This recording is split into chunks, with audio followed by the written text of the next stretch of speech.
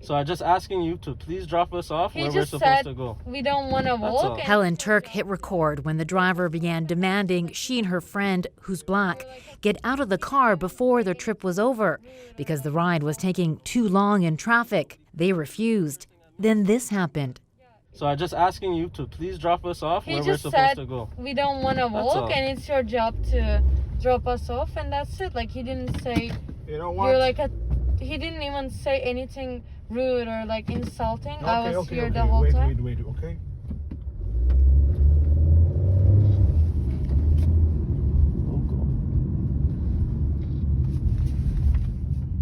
You have somewhere else to be, don't you, man? Shut the up. You I was taken aback when he said those words because I didn't expect that.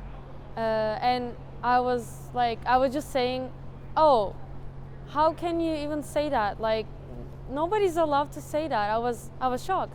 And he told me to shut up when I was defending my friend. The university student contacted Uber several times with the video and her complaint, asking if the driver was still working for the company. Weeks later, she still didn't have an answer. I told them, okay, why you don't apologize for what happened? Like, they're like, oh, we're investigating. What are you investigating? You just need to watch the video.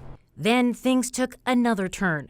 Uber charged Turk's credit card almost $300, saying the driver claimed she'd damaged his side mirror and she would have to compensate him.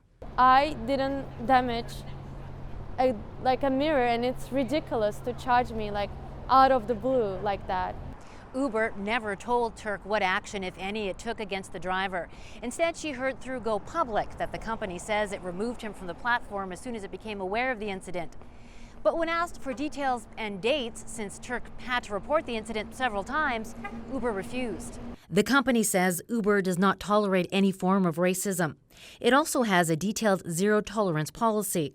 But an expert who provides diversity training says Uber needs to walk the talk when faced with real-life situations. They didn't communicate with the person who was affected by the behavior. And that is where the problem lies, right? They need to speak to the individuals and loop back to that. I mean, that's the most important piece. I mean, it's clear racism, right? There's no two ways about it. That is clear racism. 2 years ago, this Uber passenger said the same thing happened to her. He turned around and said, effing N-word, get out of the car. Uber later added anti-racism commitments and material to its website. But you didn't. Helen, it's okay. That's what it's. In this latest case, Turk's friend asked not to use his name, saying the focus should be on Uber. At the very least, Turk says the company should apologize to him. I'm the one with the Uber account, but he's the actual victim.